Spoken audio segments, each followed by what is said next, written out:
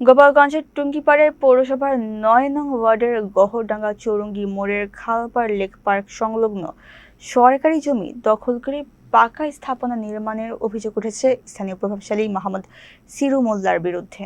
প্রকাশ্যে কয়েকদিন ধরে অবৈধভাবে ভবন নির্মাণের কাজ চললেও প্রশাসন নীরব থাকায় স্থানীয়দের মধ্যে চরম ক্ষোভের সৃষ্টি হয়েছে। শনিবার দুপুরে সরেজমিনে গিয়ে দেখা যায় খাস জমি দখল করে পাকা স্থাপনার কাজ চলছে, যা পাশের চৌরঙ্গি জামে মসজিদের মুসল্লিদের অজুখানা ও ঘাটে যাতায়াতে বাধা সৃষ্টি করেছে এবং জনবহুল এলাকায় চলাফেরায় বিঘ্ন ঘটাচ্ছে। স্থানীয়রা জানান, প্রভাবশালী হওয়ায় ভয়ে কেউ প্রতিবাদ করতে সাহস পায় না এবং প্রশাসনকে বারবার অবগত করলেও কোনো ব্যবস্থা নেওয়া হয়নি। অভিযুক্ত সিরু মোল্লা সরকারি জমি দখলের কথা অস্বীকার করে বলেন, এটি ব্যক্তিগত কাজের জন্য নির্মাণ হচ্ছে এবং সরকারি জমি থাকলে তিনি প্রশাসনিক ব্যবস্থা মেনে নেবেন। টুঙ্গিপাড়া পানি উন্নয়ন বোর্ডের উপসহকারী প্রকৌশলী মোহাম্মদ শাহিন আলম জানান, স্থানটি খাস খতিয়ানের কিনা তা খতিয়ে দেখে আইনানুগ ব্যবস্থা গ্রহণ করা হবে। উপজেলা নির্বাহী কর্মকর্তা ও সহকারী কমিশনারকে বিষয়টি অবগত করা হলেও দৃশ্যমান কোনো পদক্ষেপ না নেয় সাধারণ মানুষের মধ্যে